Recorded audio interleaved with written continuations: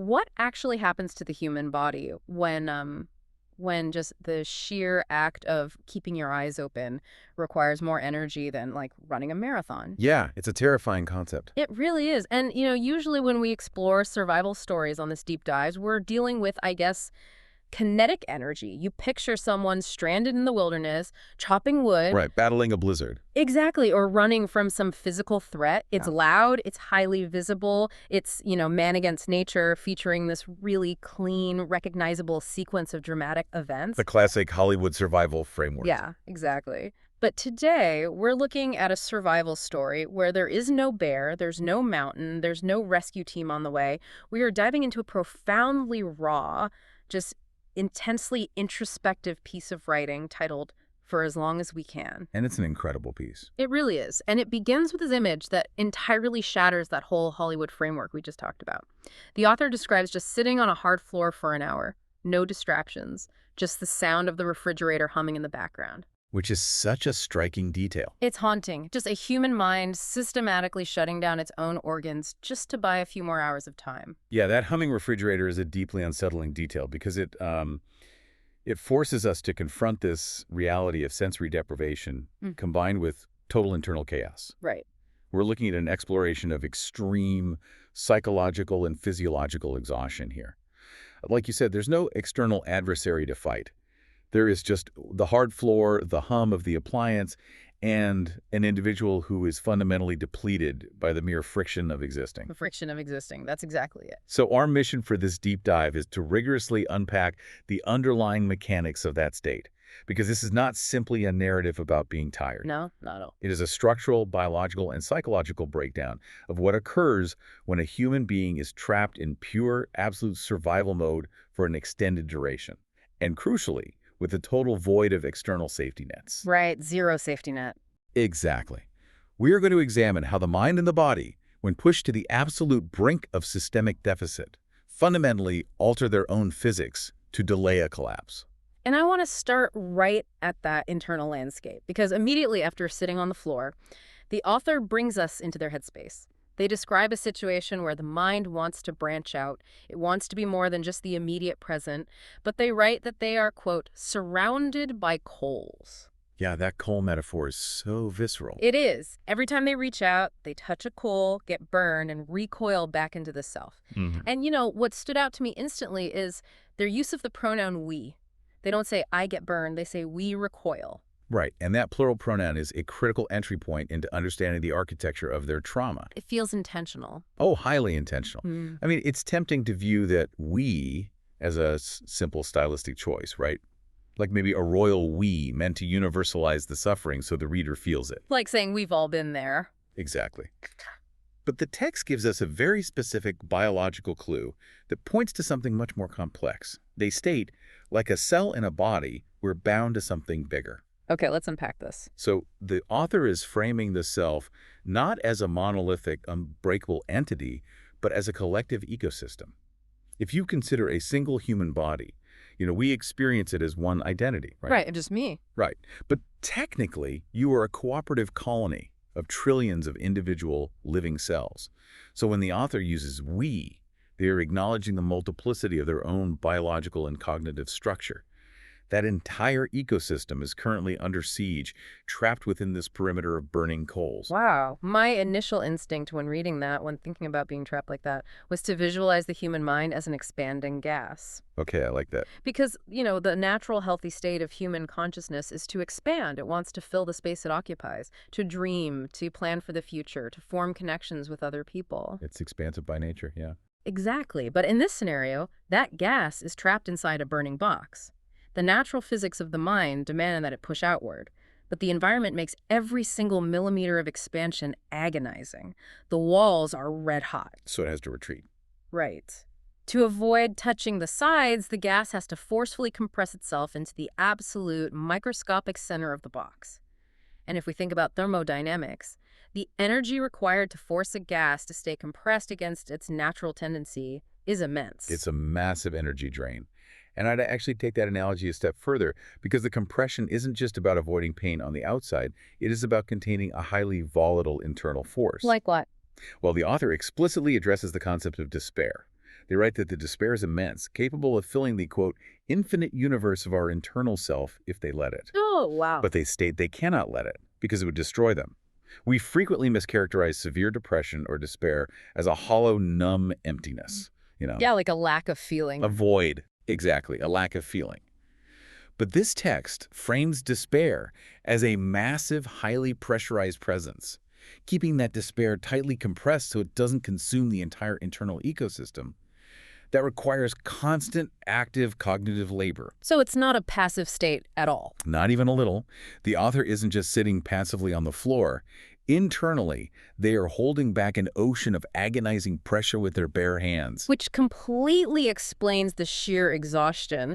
And because they are, as they say, bound to something bigger, they can't simply shatter. They can't surrender completely to the moment. But looking at the whole picture threatens to break the containment field. It's an impossible bind. It really feels like an impossible tightrope walk between hyper-awareness and forced blindness, and this internal confinement, this inability to look outward without touching a hot coal. It doesn't stay abstract, right? It bleeds directly into their functional reality. Yeah, it severely limits their day-to-day function. Because the author mentions that keeping logs or planning for the future stopped being helpful.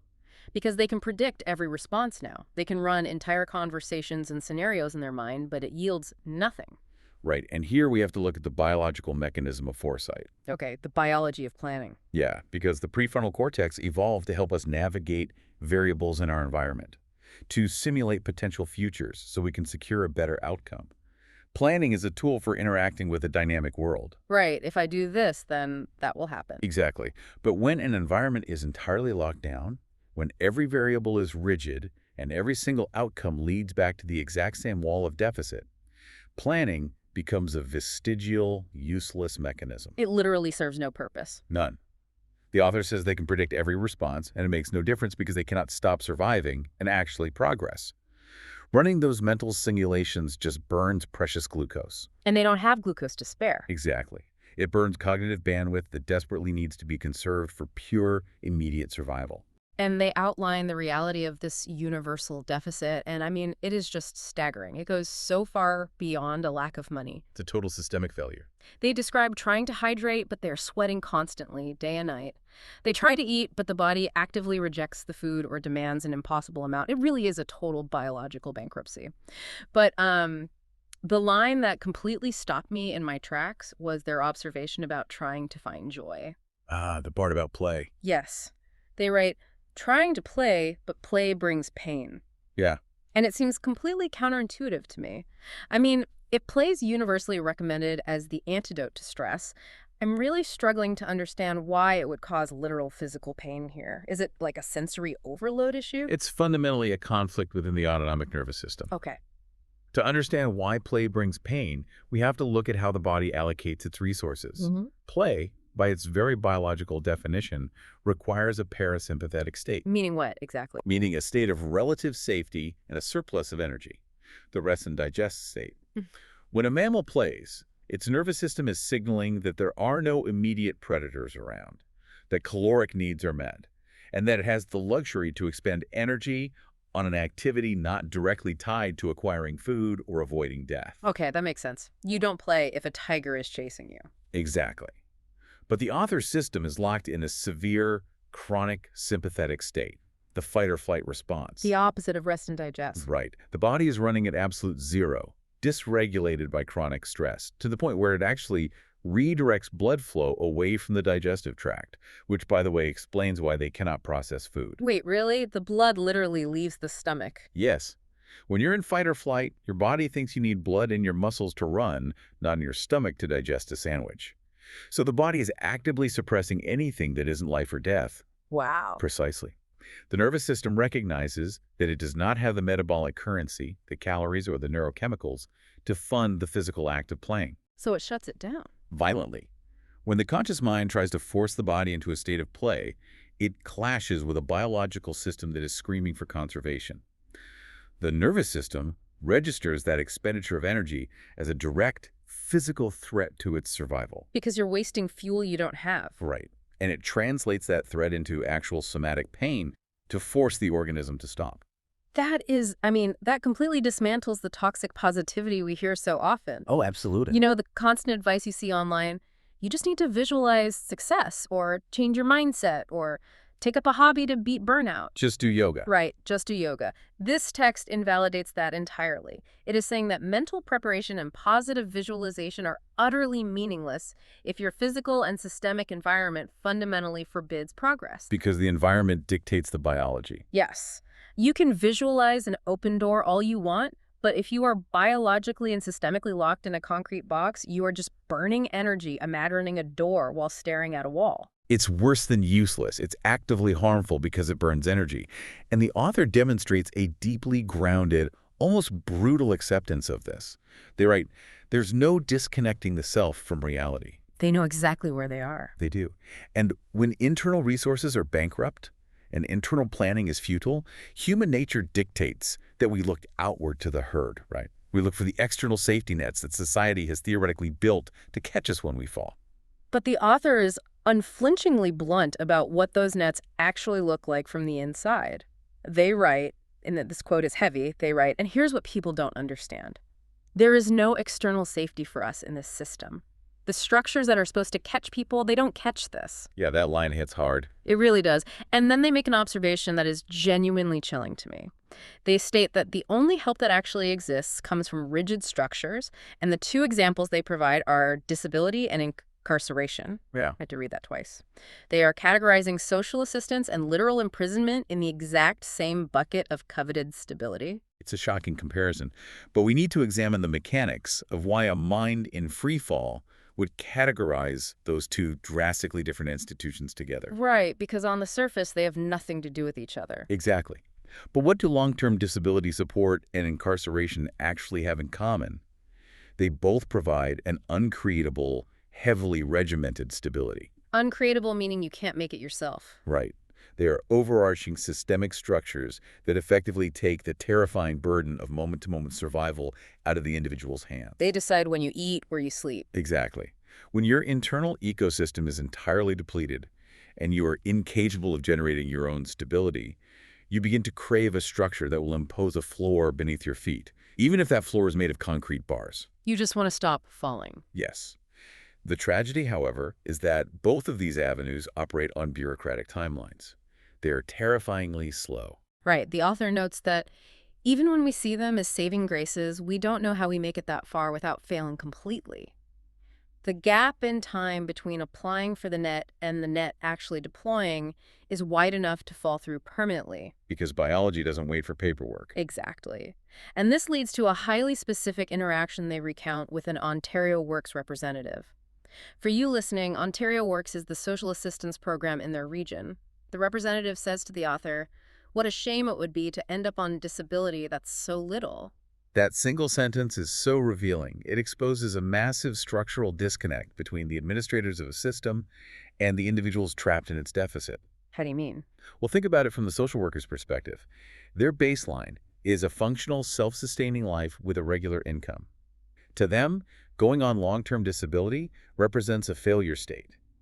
It is viewed as a shame because it is a step down from their concept of normalcy into a state of severe financial limitation. That's why they say so little. But the author's internal response highlights the deep cognitive dissonance of that interaction. The author thinks, that's more than we've ever had. If it's so little, why isn't it here now? Right. It exposes the extreme relativity of survival. To the administrator, the safety net is a downgrade. But the author's baseline isn't normalcy. Their baseline is absolute zero. They're in a state of continuous falling. So to them, the disability support isn't a step down, it is a ladder up from the abyss. And it illustrates the sheer psychological friction of having to interact with the system that fundamentally misinterprets the physics of your desperation. They're speaking two entirely different languages. Completely. We must look at this purely through the lens of the author's lived reality. They are begging from your stability, craving a guaranteed floor, and the person holding the keys is actively treating that floor as an undesirable outcome. What a shame. Right. The social safety net, as experienced here, is not safety. A net that takes months or years to weave itself while you are already plummeting is just a theoretical concept. It is the distant mirage. So if the internal ecosystem is collapsing and the external safety net is a mirage, the obvious question you have to ask is, how does this person survive the next 60 seconds? Right, how do they get through the day? How do they endure the sound of the fridge? And this brings us to what I think is the most devastating and complex metaphor in the entire text. They explain the literal physics of their survival, and it requires a complete inversion of how we typically perceive forward momentum. This is a brilliant part of the text. Here's where it gets really interesting. They write, the distance from the edge is not just a function of size, it's a trajectory. Yeah, this is a mathematically brilliant articulation of delayed collapse. The author knows they are sliding toward a cliff. That's a trajectory. Exactly. Yeah.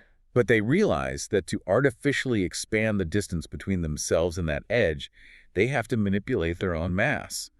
They write, so we shrink, exponentially shrink, faster and faster, to artificially expand the distance. But what does that actually mean? Well, we need to translate what shrinking means into a lived day-to-day methodology. It is a systematic, aggressive reduction of the self. Okay, so it's not just curling up in a ball on the floor. It's a ruthless amputation of human needs. Yes. If you require 3 meals a day to function, you shrink your expectation to 1. If you require social connection to feel human, you shrink your horizon to absolute isolation. Because connection requires energy. Right. You sever your psychological and physical demands to make the core entity as small as biologically possible. When I was trying to picture this mathematically, my mind initially went to a sort of sci-fi shrink ray, but that felt entirely too cartoonish for the gravity of what we're discussing. Yeah, shrink ray doesn't quite capture the horror of it. Right. It's much more aligned with the physiology of extreme hypothermia. I read about this once. Oh, that is a much more accurate and grounded comparison. Let's look at the mechanics of that. So when a human body is freezing to death, it realizes it cannot generate enough heat to sustain the entire organism, so it initiates vasoconstriction. It literally clamps down the blood vessels to the fingers, the toes, the arms, and the legs. It willingly sacrifices the extremities to frostbite and necrosis just to keep the warm blood centered around the heart and the brain for a few more hours. It shrinks its footprint. Yes. The body shrinks its functional footprint to delay total systemic death. And psychologically, the author is doing the exact same thing. They are turning off the circulation to their hopes, their future plans, their need for joy, and their relationships just to keep the core machinery breathing. And just like hypothermia, the tragedy is in the trajectory. By looking through the wrong end of the binoculars, so to speak, you make the threat appear further away. You change the scale. Right, you gain the illusion of a pause or even a retreat, like you're moving away from the cliff. But the author is acutely, painfully aware of the objective reality. They write, while the center of who you are at the scale you originally were is still approaching that edge, it's survival. But it isn't getting away from the danger, it's just gaining time. Just gaining time. I mean, they aren't solving the problem, and they know it. Yeah. They are just folding themselves smaller and smaller to manipulate the geometry of the fall. I keep picturing someone on a moving conveyor belt heading for a drop. You can't stop the belt, so you use that shrink ray on yourself. To you, the end of the belt suddenly looks miles away, but the belt is still moving. It's still moving. The cliff is still there. And imagine the psychological toll of orchestrating this consciously. You are fully aware that you are systematically dismantling your own humanity just to buy another hour on the floor. It's a horrific choice to have to make. It is. And if we witness someone doing this physically, like if we watch someone willingly dismantle their own capacity for joy and sustenance just to delay the inevitable, our societal instinct would be absolute horror. We would intervene immediately. Instantly, especially if we saw a child attempting this impossible math, which is exactly where the author takes the argument next. Yes, they introduce a razor-sharp critique of the arbitrary boundaries of societal empathy. Right, by asking us to consider a 5-year-old child. Exactly. They write that if you gave a 5-year-old this exact equation of total deficit to balance, everyone would immediately say, that's impossible. The child needs external support. No one would tell a 5-year-old to just work harder. No. Because we inherently recognize that a child's neurological development and systemic power cannot conjure resources out of a void. But because the author has the physical appearance of an adult, the societal response violently shifts. The empathy just evaporates, replaced by the mythology of bootstrapping. The expectation is, figure it out, balance it yourself. The author points out that if society spoke to a 5-year-old the way it speaks to adults in poverty, it would be incoherent. It would essentially be commanding the child to, quote, fail, because what is required of you, you cannot do. Think about the sheer cruelty of that. It's monstrous. Imagine literally commanding a child to fail. It exposed the inherent cruelty in the societal expectation of bootstrapping when the resources literally do not exist. Age does not spontaneously generate resources. It doesn't. It exposes the fallacy that adulthood grants us a hidden, magical reservoir of capability independent of our environment. Like we just magically manifest energy because we're over 18. Right. And when faced with this impossible societal demand to perform complex tasks without fuel, the author reverts to the only logical strategy remaining. They write, "So what we do is all that anyone can do, all that a child can do. Look at what's in front of you." They abandon the complex demands of adulthood. Yes, for sheer biological pragmatism. And the most heartbreakingly practical example they give of this is about food. They write, if you can't figure out making a meal, you eat an ingredient. If you can't figure out paying something, you forget about it. Let's break down the cognitive disparity there between making a meal and eating an ingredient. Okay, yeah. Making a meal is a highly complex executive function. It requires sequential planning, gathering multiple components, utilizing energy for preparation, and anticipating future satiation. You have to follow steps. Right. It is a socially acceptable, civilized construct. But when the brain's executive function is entirely compromised by stress and exhaustion, that sequence is impossible. You just can't do it. No. So eating an ingredient, opening a can of beans and eating it cold, or just eating a plain slice of bread, bypasses the performative ritual of civilization entirely. It strips the act down to raw biological necessity. It's an enforced narrowing of the horizon. If you don't have the energy to build the meal, you just consume the raw material. Exactly. And regarding the bills, the quote, if you can't figure out paying something, you forget about it, it's not born of malice or irresponsibility. Like they aren't trying to game the system. No, not at all. It is a ruthless mental triage. If your core system is failing, utilizing cognitive energy to worry about a financial debt you mathematically cannot pay is a fatal waste of resources. It's burning fuel for a fire that won't keep you warm. Wow, yes. But eating an ingredient instead of a meal implies a conscious choice. You choose to just eat the bread. The terrifying pivot in the text happens when this exhaustion transcends conscious choice and becomes a biological mandate. Yes. Here we transition from psychological shrinking into the physiological reality of what the author terms somatic depression. Somatic depression. Right. This is arguably the most profoundly illuminating concept in the entire document because it articulates a distinct divergence between the conscious mind and the cellular body. The author makes a statement that completely caught me off guard. They say that inner peace, positivity, and hope are actually easy at the consciousness level. The cognitive engine, the spirit, is still desperately trying to maintain a positive outlook. They want to be hopeful. But the underlying biology vetoes the mind. It vetoes it. Yes, you're right. But there's a somatic depression that's unavoidable when the body itself is in decline. When trillions of cells aren't getting the resources they need to thrive, when options dwindle and the whole system tries to slow down, shut down, hibernate. So it's not in their head. No.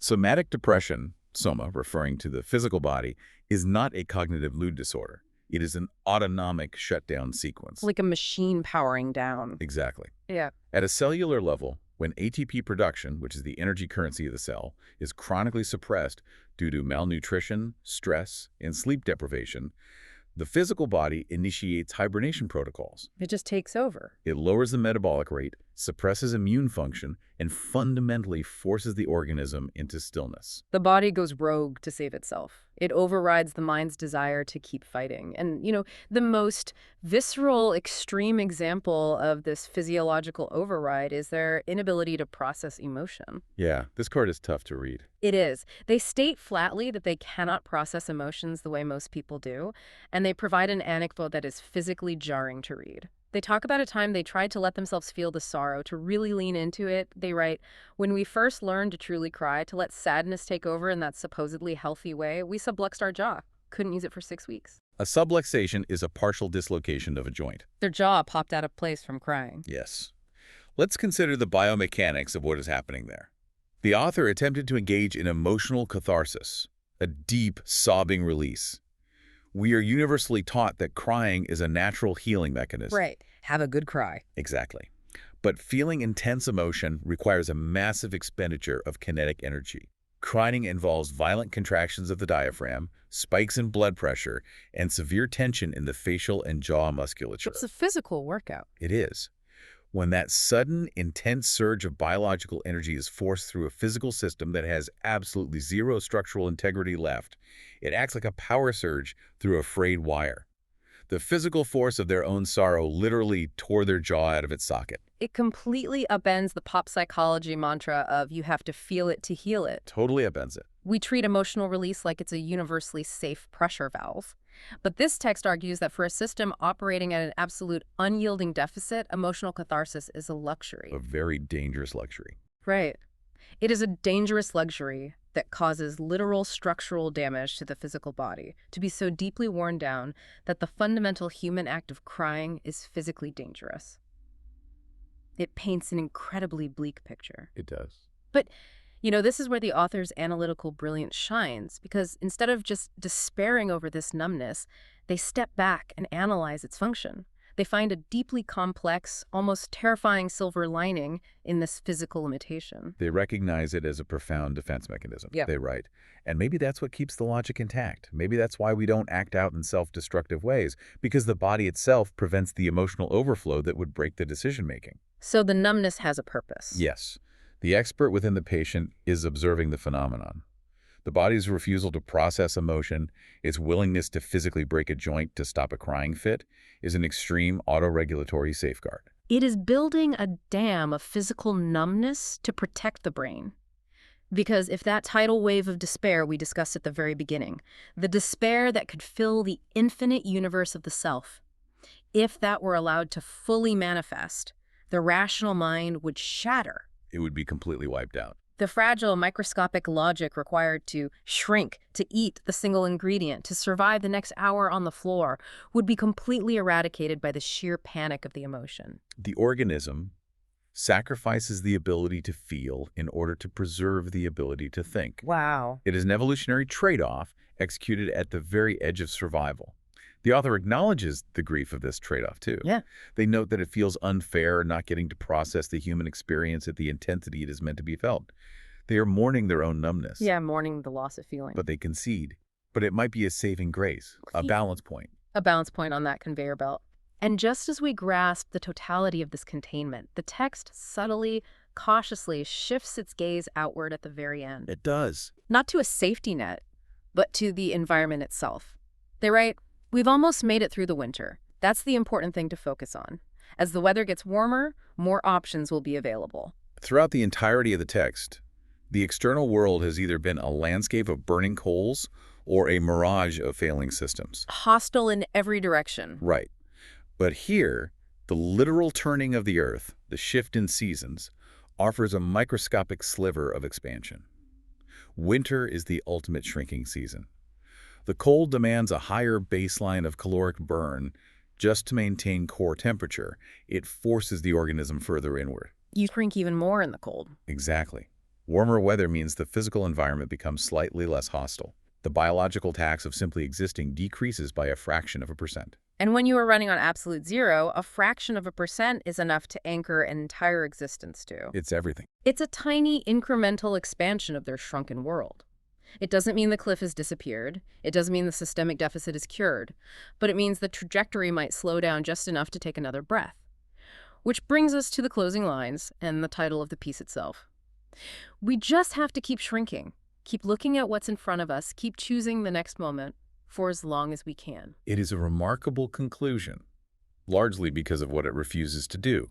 It refuses to offer false bravado. I look at that phrase, "for as long as we can."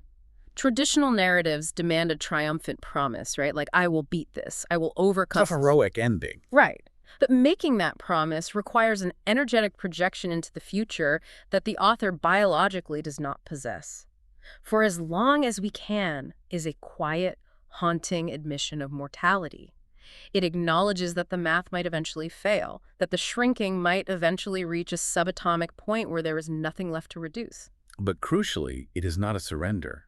It is a fiercely stubborn vow of micro-endurance. It is a commitment to the absolute minimum viable function of life, choosing the next moment, and then the next. Not promising to counter the system, but promising to operate the machinery of the body for as long as the cells will physically permit. As we step back from this text, the journey we've traced is staggering. We started inside the agonizing confinement of a mind surrounded by burning coals, terrified to expand. We examine the brutal math of artificially shrinking one's own humanity just to gain time against an unavoidable edge. We confronted the bureaucratic failure of structures that demand the impossible from those with the least. And we witness the chilling reality of somatic depression, a body shutting down its own emotional processing to protect the fragile logic of survival. It is a profound documentation of the unvarnished mechanics of extreme endurance. And, it offers a critical lens through which we might view our own moments of overwhelming deficit. If you are listening to this and you find yourself facing a period where the world demands an impossible, complex feast out of your energy, your time, and your emotional reserves, a standard of performance you simply do not have the internal resources to meet. Is there a way you can grant yourself the permission to stop forcing the impossible? Yeah. Can you give yourself the grace to abandon the performative expectations of the meal and simply eat an ingredient? To shrink your horizon just for a moment, choose the very next breath and let that raw, unpolished effort be enough. Because sometimes survival isn't a kinetic triumph. Sometimes it is just sitting on a hard floor, listening to the fridge hum, and choosing to exist for as long as we can.